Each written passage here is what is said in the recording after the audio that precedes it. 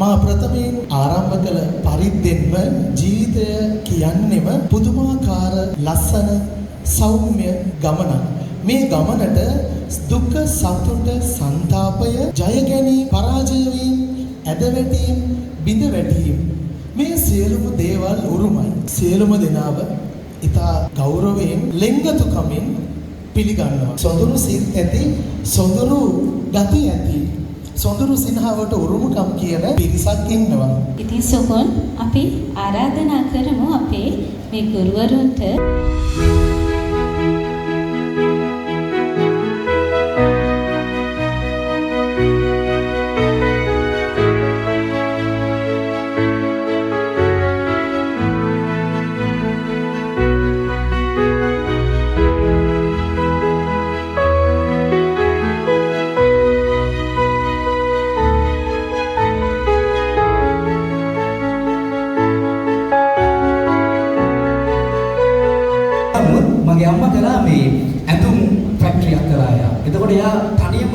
මේ කිලෝ 30 40 බර රෙදි උස්සනවා මම දැකලා තියෙනවා. එහෙම තමයි අපිව ජීවත් කරෙන්නේ මේ අම්මා.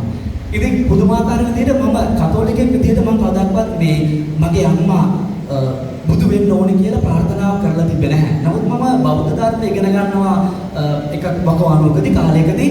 එතකොට හිතනවා තියෙන්නේ මේ මගේ අම්මට කියනවනේ බුදු වෙන්න තියෙන ඔක්කොම සුදුසුකම් කියලා. තවත් මම හිතනවා ඊට පස්සේ මේ අම්මා වරුණී කියන සින්දුවත් එක්ක මේ අම්මවරුනේ සින්දු බලන්න මේ අම්මලාට දෙවලව ගිහිල්ලා සරසීමක් නැහැනේ. මනෝලෝදිය බලාගෙන තමයි ඉන්නේ. සින්දුව තියෙනව නේද කොටසක් එහෙම. ඔව් දෙවලවට ගිහිල්ලා දෙවියොත් එක්ක සතුටෙන් ඉන්න ඕන වෙලාවෙත් කරගන්න විදියක් නැහැ. ඇයි මේ මනෝලෝදිය බලාගෙන ඉන්නේ? ඉතින් අපේ අම්මලාගේ මේ හදවත් හරි ලොකුයි. අම්මලාගේ අත් හරි දිගයි. ඒ කියන්නේ දෙවලව ඉඳලා මනෝලෝවට අත්දික් කරලා තමන්ගේ දරුවන්ට ආශිර්වාද කරන්න, සුබ පතන්න, ඒ දරුවන්ව රැකගන්න ප්‍රශ්න කරදරවලදී දරුවන්ට සැනසීමක් වෙන්න මේ අම්මලා බලාගෙන ඉන්නවා. ඒ කාලෙදි මම කල්පනා කරද්දී මට හිතෙනවා අම්මා වෙනුවෙන් සින්දුවක් ලියන්න ඕනේ කියලා. ඉතින් මම ලියනවා මම සින්දු පොඩි කැලක් කියන්නම්. කන්දක් තරමට ගිනි උහුලන ඔය හදවත මට දෙන්න.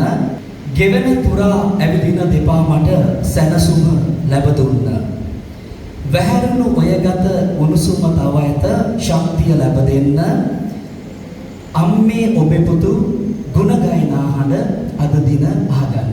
අම්මා කියන එක රසික කිව්වා වගේ අපිට හැමදාම අම්මා අම්මමයි. අපි කොච්චර ලොකු වුණත් මගේ ජීවිතේ මව කියන එක මම පොඩි කාලේ ඉඳන්ම දකින්නේ තාමත් ධෛර්යමත් කාන්තාවක්. රසිකගේ කතාව වුණාමත් අපිට ඒක තේරුම් ගියා. මොකද මට මගේ අම්මිත් ඒ කියන්නේ වර්තමාන සභාපතිතුමියත් මගේ අම්මිගේ අම්මා මම පොඩි කාලේ ඉඳන් දැක්කේ ගැහණිය කියන චරිතය අර අපි කියන අර සුකුමාන මට සිවිටු ඉදිතර නැති එහෙම ලතාවකින් තියෙන චරිතයක් හැටියට මම මගේ ආච්චිවත් මගේ අම්මිවත් මම දැක්කේ නැහැ. අපේ අම්මිම තමයි තාම මට බබා කියලා කතා කරන්නේ. රෑ වෙනම නම් කොයි හරි ගමනක් ගිහිල්ලා ඇවිල්ලා තාම කෝල් කරනවා 11 වෙද්දි හොයලා බලනවා මොකද වෙලා තියෙන්නේ කියලා මම රියදුරේ එක්ක ගියා. හොයලා බලනවා. ඉතින් ඒ මව කියන එක ඒ චරිතය අවසන් වෙන්නේ නැහැ. ඉතින් ඒකින්ද ඒ චරිතයට සමාන කරන්න බෑ. මොකද සඳට සමාන කරා. අපි ලෑස්ති වෙලා ඉන්නේ ක්‍රිෂානි ජයතිස්ස මහත්මිය විසින් අද දවසේ මේ අම්මා ගැන ගුණ වරුණ අපේ මැඩම් කිව්වා වගේ අම්මා කියන්නේම සසරක් කතා කරලා ඉවර කරන්න බැරි මාතෘකාවක්. ඒක නිසා අපි ලස්සන ගායනයකින් මේක වර්ණවත් කරන්න කියලා ආරාධනා කරනවා. මේ අම්මා වරුණේ කියන ගීතය ගායනා කරේ නන්දා මාල්නියන් විසින්. ඒ වගේම පද රචනය ධර්මසිරි ගමගේ මහත්මයාණන් විසින් සහ සංගීතය ප්‍රේමසිරි කේමදාසයන් විසින්. තමන්ගේ ලොකු ව්‍යාපාරයක් කරන් ගිය ස්වාමි පුරුෂයෙකුට ශක්තියක් වුණ අම්මා කෙනෙක් මෙතනම ඉන්නවා. අපි කතා කරන්නේ අම්මා ගැන. ඉතින් මට ඕනේ ඇයි මේ අත්පුඩි ගහන්න එපයි කිව්වේ? ක්‍රිෂානිගේ සින්දුවෙන් පස්සේ අපි විනාඩියක් නිශ්ශබ්ද වෙලා මේ අපේ ලොකු මැඩම්ට ආශිර්වාදය ප්‍රාර්ථනා කරමු. අපි හැම කෙනෙකුගේම හදවතේ ඇති ඒ ආදරය අපේ හිතේ අපි ප්‍රාර්ථනා කරමු මේ අම්මට. ඉතින් මේ මැඩම් ලොකු මැඩම්ගේ ළඟ ඉන්න අයට පුළුවන් ඕන නම් මැඩම්ගේ අත පොඩ්ඩක් හයියෙන් අල්ලගන්න. අපි විනාඩියක් නිශ්ශබ්ද වෙමු. ඊට පස්සේ සුකුන්ට පුළුවන් අපේ ක්‍රිෂානිට අත්පුඩියක් අරගෙන දෙන්න අපේ ක්‍රවුඩ් එකේ.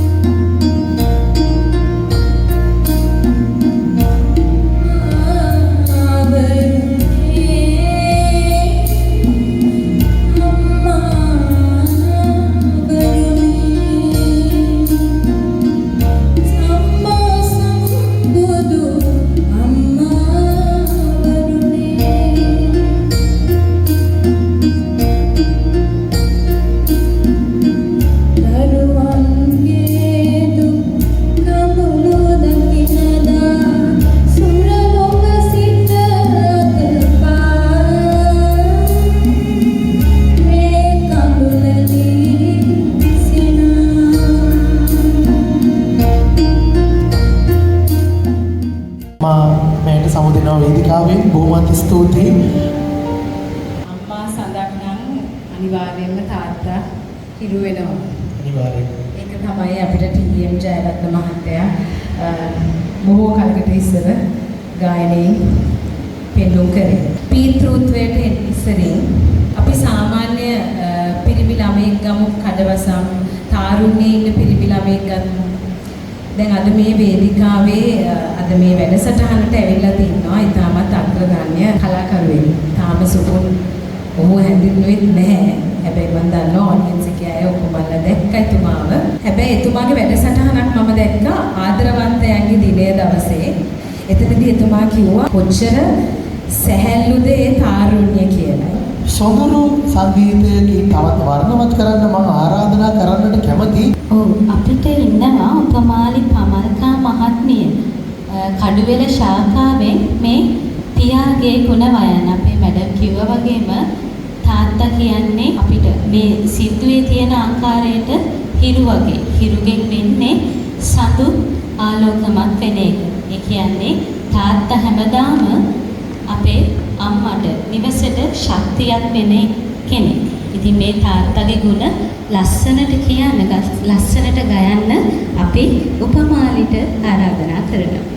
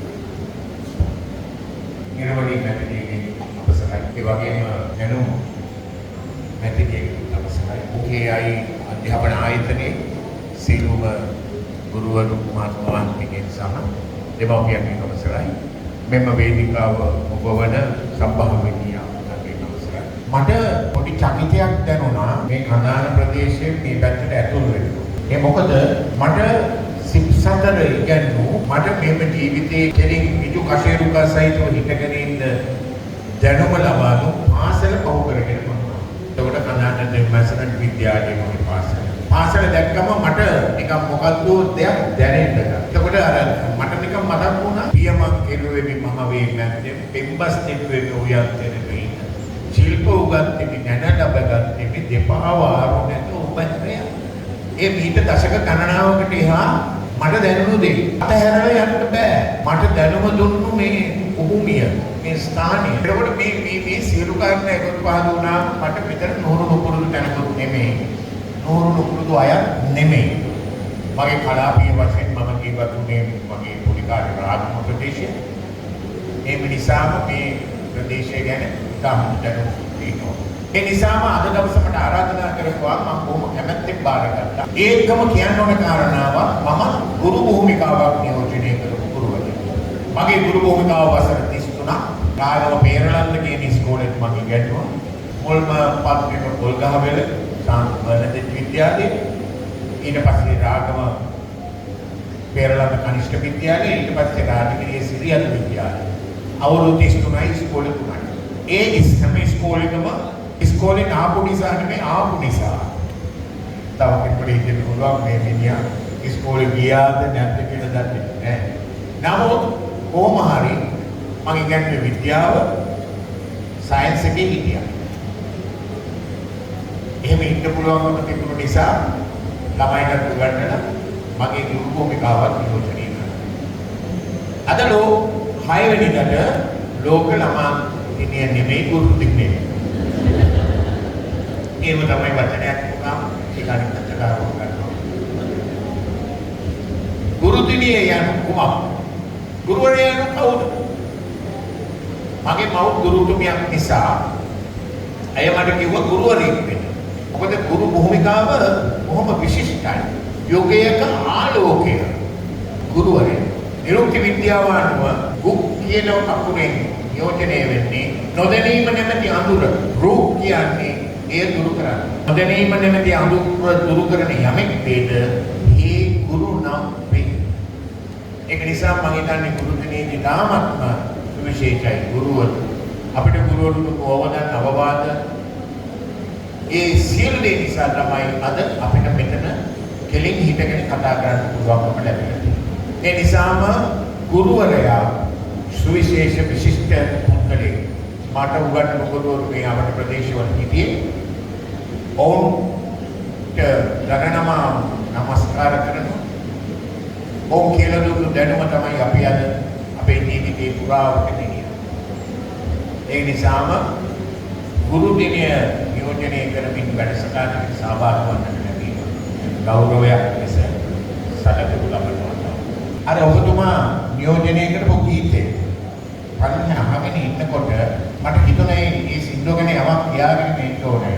දිව්‍ය ලෝකෙ ඉඳලා අතදික් කරනවා දරුවන් මව්. මව් එහෙම කරන්නේ මේ මව්ගේ තියෙන අතහරින්නට බැරි මොකද්ද දාරක මාතෘ ප්‍රේමය නිසා. අම්මාවරු නැති දරුවන්ගේ සංකා දුක් කවුදෝ දන්නේ. ඒ දුක දන්න අම්මාවරුමයි මතු යම් දිනයක බුදුවන්නේ. සංසාරේ මතු බුදුවන්නේ. මේකට මේ ගැමියා මේ මව් ගැන අම්මා කියන වචනය හරි විශිෂ්ටයි. ලෝකයේ ලස්සනම වචනය අම්මා. කර්මයකට මට මේ වචනේ කියන්න කෙනෙක් නැහැ. ඒ කියන්නේ මගේ අම්මා ජීවිත නැහැ. මේට අවුරුදු 3කට විතර ඉස්සරහ ඇය අපාර්ථයෙන් ගියා. එතකොට මේ වේදනාව නම් මට තවමත් තියෙනවා. ඔය සින්දුව ඇහෙනකොට මට මගේ ඇස් දෙක රතු වෙන්න ගත්තා. මොකද මේ ගීතයේ ඇතුලේ තියෙන කාරණා වල හරියට නිර්වචනය කළොත් ඒක ඇතුලේ තියෙනවා මම දැවැන්ත කතන්දරයක්. ගැමියා මේ අම්මා ගැන කවියක් කියනවා.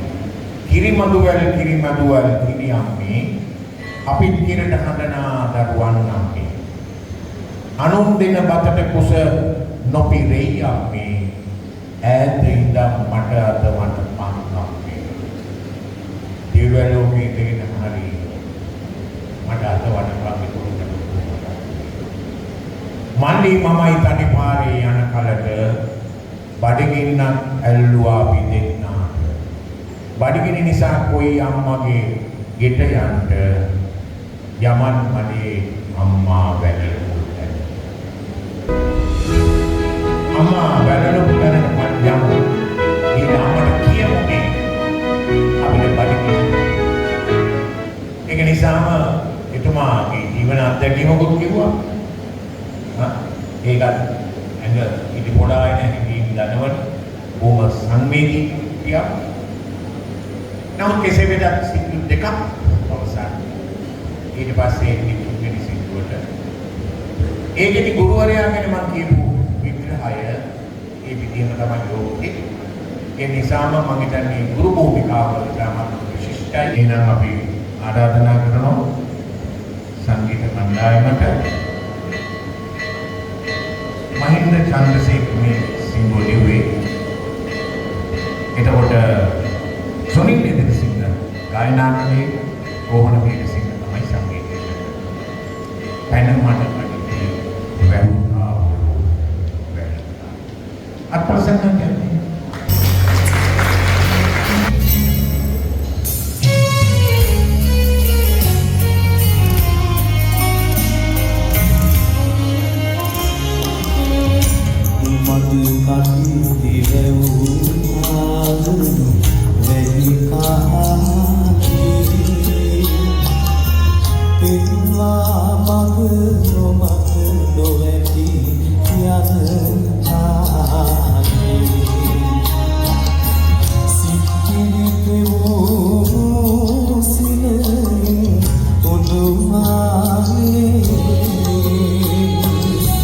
Aku butuh kemari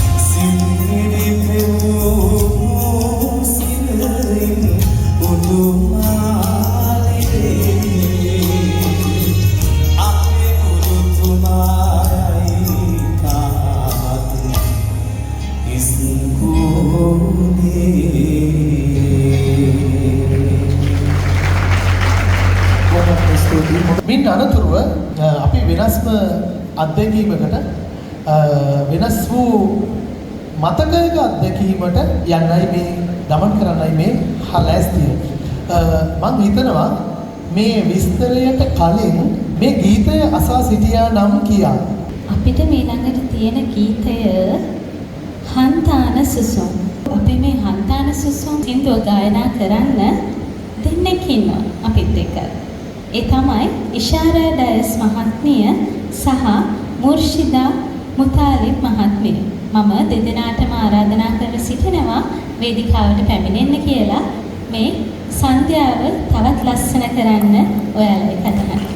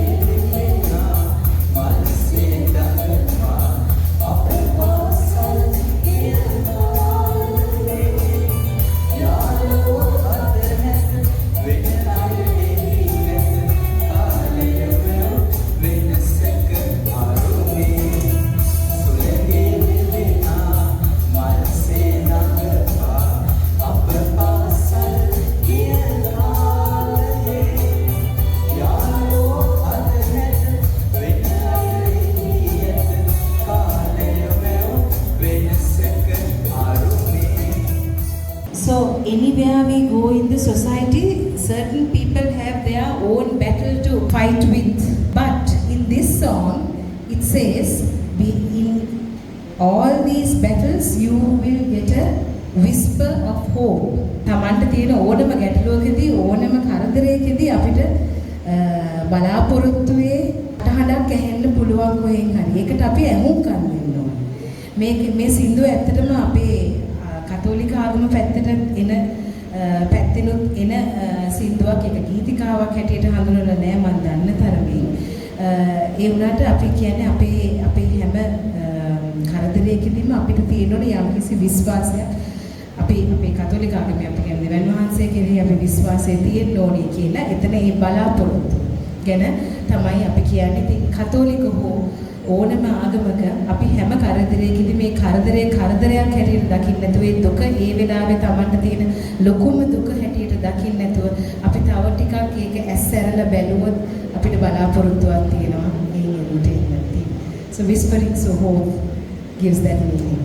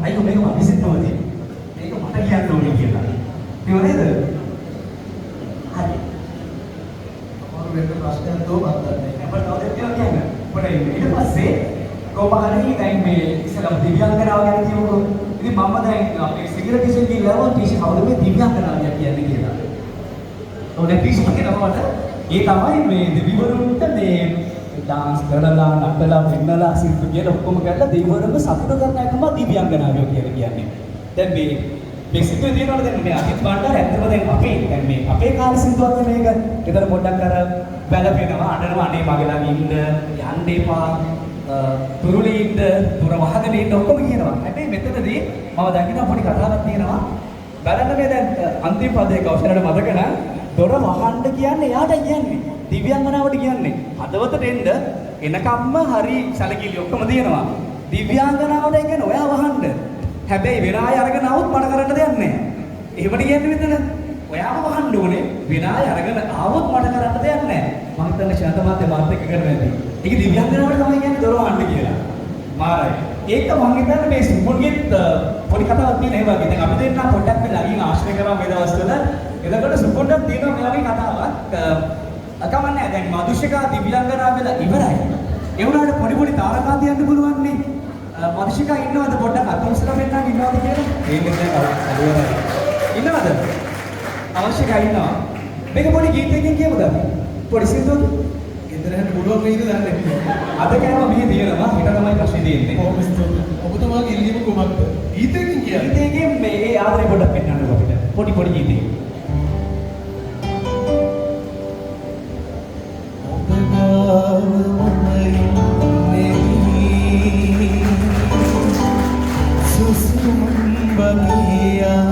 Baby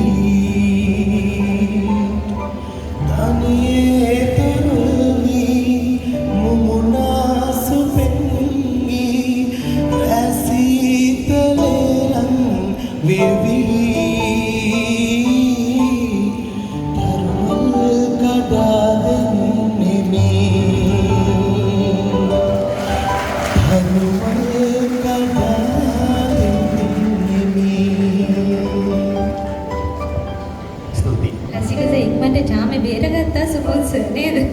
කොහොමද එම කරනවා? කාල වේලාව යන නිසාම මම ඊළඟ ගීතයට යනවා. කොහොමත්ම ස්තුතියි.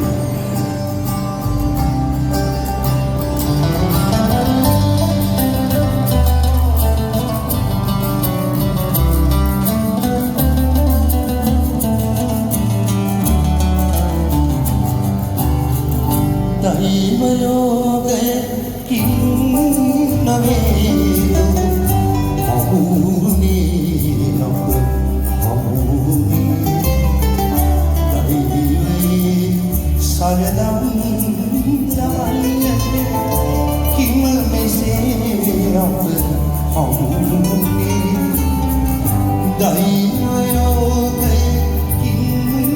නවේදු හමුුනේ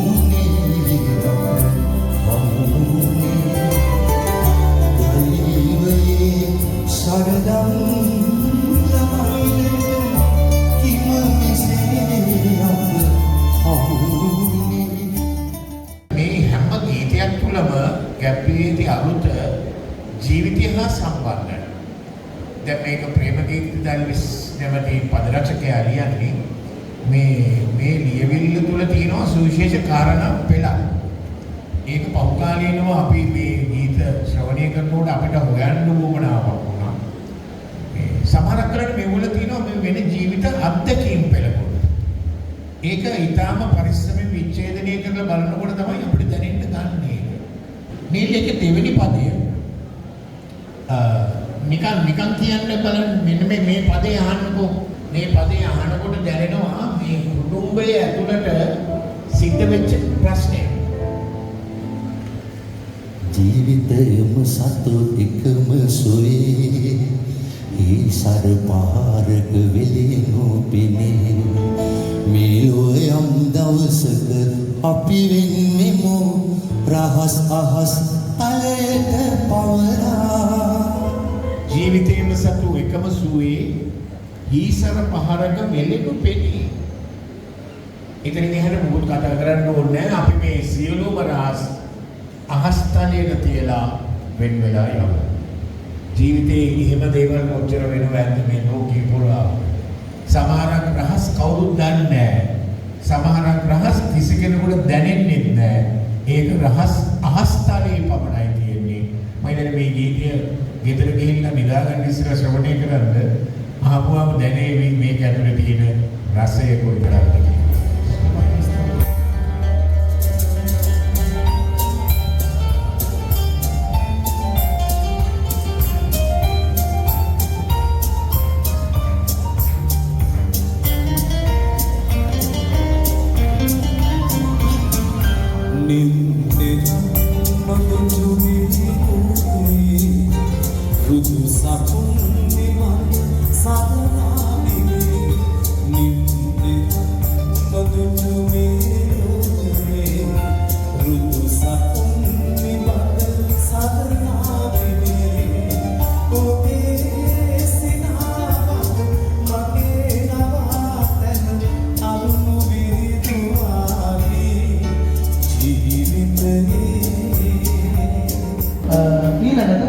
ආරාධනා ගීතයට යමු. ඉන් අනතුරුව පළවෙනි අදියර අවසන් වෙනවා වෙනස් වූ හැඩතල කිහිපයක්. ඉන් අනතුරුව වේදිකාව මත දිගහැරෙනවා. අපි යමු ආරාධනා ගීතයට.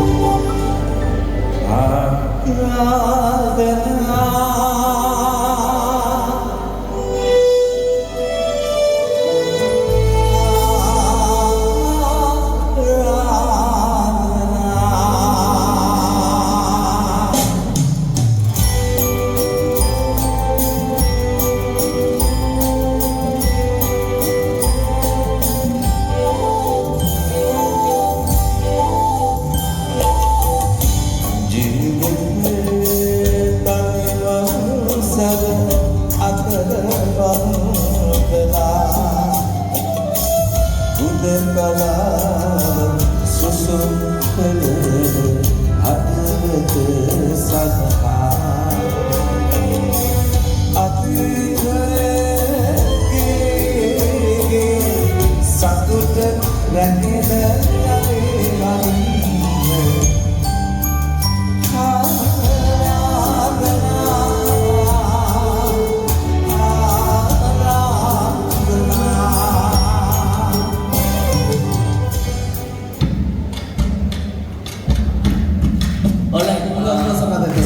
song. You don't need much to understand. Let's just sing a pretty story, pay attention, listen to me. Just listen, bro. Let's just sing a pretty story, pay attention, listen to me. If you want, take a chance, pay attention, live it, baby. Life is very short, not far. Always be happy. With the problems will come and go. Konja chill pannu maame.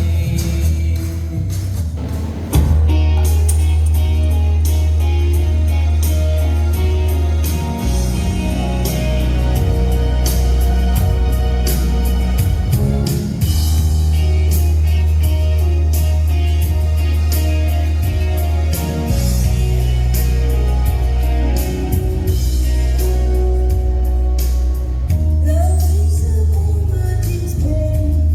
What a dream is gone. That's a lonely plane. I kiss the morning goodbye, but down inside, you know we never know why.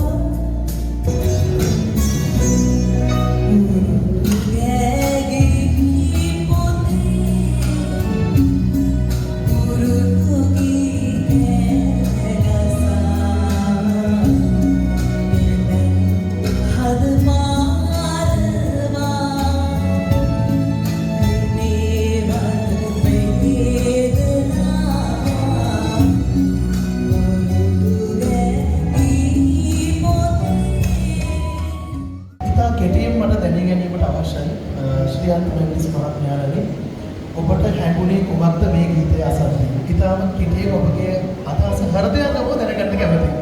ප්‍රේමී සහ වියෝග. ඔව්. අපි සුලිමන් වෙනවා වත්තල ඔබේ ආයේ සංගීත කුරුතුමියද. ඔව්. ඉතා රසවත් ලෙස මිහිරි ලෙස ඒ ගායනා කිරීම ගැන. මරණම් වන්නේ නන්දමාලනී අපිට ඉන්න ඒ ශ්‍රේෂ්ඨ මధుර මනෝහර ගීත ගායනා කරන ප්‍රේමණීය හඬ. ඒ හඬේ ආකාරයෙන් රඳවාගෙන ඇය ගීත ගායනා කළා. මේ සින්දුවේ එක කොටසක් තියෙනවා මෙන්න මෙහෙම වැකියක්. ඔබෙන් පෙරදා ඉගෙන කවි කන ලියූ කවි ගීතිකා ඔබේ නාමෙන් හැඬු කඳුලින් ගායමි මම කිවිදුනේ කියලා. මේක කියවනකොට මේ සින්දු ටික ආයෙත් මම බාරම් කියවනකොට මට දැනෙච්ච එක මහාචාර්ය ඉදිරිගිර සරච්චන්ද්‍රයන්ගේ ප්‍රේමති ඩායිති සෝකෝ කියන නාට්‍යයේ ස්වර්ණ තිලකා උද්දාල බමුණාගේ මෙහෙම අහනවා. ඇඳුරුතුමා වෙන්න මගේ නොදුන් නමුත් ශිල්ප ශාස්ත්‍ර ජීවිතයේ ගිරි දුර්ගය නගින්නා වැළක් වේ. කිවිඳුනේ මම අඬන සිත් කිව්වත් මට ගිරි දුර්ගය නගින්න අත්වැලක් වෙන්න කියලා ඇය වක්‍රෝගේ කියලා. ඒක නිසා මේ ගීත විග්‍රහ කරන්න ගියාම දීර්ඝ කාලයක් ගත වෙනවා. නමුත් ඒ තුළ ඇති වූ ප්‍රේමණීය ස්වභාවය දැනිත කරන්නට ගුරුතුමිය දක්වපු උත්සාහයට මෙහෙම සුදුසුවක්. අදහසට හොඳ අප්‍රසන්නතාවයක් ලබා දෙන්න මේ සමගම ශ්‍රියන්ත මෙන්ඩිස් මහත්මයාණනි ඔබතුමාට රිසිසේ සැපසේ අසන අතන තිබෙනවා ඇති. ඔබතුමාට මේ යන්න ඉස්සෙල්ලා එකක් කියන්න හිතුණා අර ආරාධනා සින්දුව ඇහුනම මොකද මේ ගීතයක රස භාවිතාව හරිම අපූර්වයි. දැන් මේක මේ ගීත ගායනය සහ ඒ හැඩේ ලැබෙන්නේ දෙවියන්ගෙන්. මේ ගෝඩ් ගිෆ්ට් එක. ඒක දෙවියෝ අපිට ලබා දෙන අමූර්තයක්. ඒක අමූර්තයක් නොවේද? ඒ අමූර්තයමයි. ඒකට හේතු කාරණා වන්නේ එය උස් මනසක් සහිත මිනිසුන් බිහි කිරීමට අවශ්‍ය කාරණා සපයන නිසා. මිනිසුන්ගේ ප්‍රේමය, ආදරය, සිනහස, දයාව ඕනම භාෂාවකින් ගායන ඕනම ගීතයක් තුළ ගැඹුරු ඇති කාරණා හරි සුවිශේෂයි. මේ කාරණා අප වෙත ගලාගෙන එන්නේ දේව මණ්ඩපයේ ඉන්න සරස්වති දේවිය විසින්. ඇය ගෙනලා දෙනවා මෙන්න අහන්න ජීවිතේ වටිනාකම් එකතු කරගන්න මං ආයේ මෙතෙන්ට එන්නේ නැහැ නේ. අපි නම් කැමති ඔබතුමා අපි සමග රැඳී සිටිනවා නම් නෑ ඔබතුමා පුංචි කතාවක් කියලා පල්ලෙට බහින්නද කියලා කල්පනා කරා. ඔබතුමාගේ හෘදයාංගම ඕනම අදහසකට අපි එකගයි. ඔව්. මේක චීන ජන කතාවක් මැඩම්. මේ චීන ජන කතාව මෙහෙමයි. දෙවියෝ ගැන කිව්වනේ දෙවියෝ ගැන කිව්ව හැටි නෑ මට ඒක මතක් වුණේ. දෙවියෝ උඩේ ඉන්නවා මිනිස්සු බිම ඉන්නවා. එදත් එහෙමයි අදත් එහෙම තමයි. හරි. එතකොට මෙහෙම ඉන්න ගමන් දෙගොල්ලන්ටම දේවත්වයේ තියෙනවා. මිනිස්සුන්ටත් දේවත්වයේ තියෙනවා. දෙවියන්ටත් දේවල්. එක දවසක් දේව සභාව එකතු වෙලා කිව්වා මේක හරියන්නේ නැහැ. මිනිස්සුන්ට මනුෂ්‍යත්වයේ තියෙන කොටස ඇති. ඒක නිසා මනුෂ්‍යත්වයේ මිනිස්සු ජීවත් වෙයි. දේවත්වයේ අපි ගමු. අපි දෙවිවරු අපිට දේවත්වයේ ඕනේ. අපි දේවත්වයේ මිනිස්සුන්ට කරන්නේ. තව දෙවියෙක් කිව්වා හරි. මිනිස්සුන්ගේ දේවත්වයේ ගමු කොහෙද හංගන්නේ? ලෝකෙ කිසිම තැනක හංගන්න බෑ මිනිස්සු හොයාගන්න. එතකොට තව දෙවියෙක් කිව්වා නෑ මම දන්නවා හංගන්න නැහැ. කොහෙද කියලා? මිනිස්සුන්ගේ ගම්මු මිනිස්සු ඇතුළෙම හංග. කිසි කෙනෙක් දන්නේ අපිට දේවත්වයේ තියෙනවා කියලා. නිර්මාණ කාරණාව හරහා බිහිවන්නේ මිනිසාගේ දේවත්වය. අප මේ දකින්නේ ඕකේයි අධ්‍යාපන ශාලාවේ ගුරු මහත්මයාගේ දේවත්වය. බොහොමත්ම මේ දේවත්වයට මගේ ආශිර්වාදය. ස්තුතියි. සමාජයට ලබා දෙන අප සමග රැඳෙන මහත් රංගන පෞරුෂය සෑම කාලම අප සිද්ධා. ඒ චරිතය ශ්‍රී අත්තමෙන්නිස් මහත්මයා බොහොමත් ස්තුතියි ඔබතුමාට එකතු වුණාට.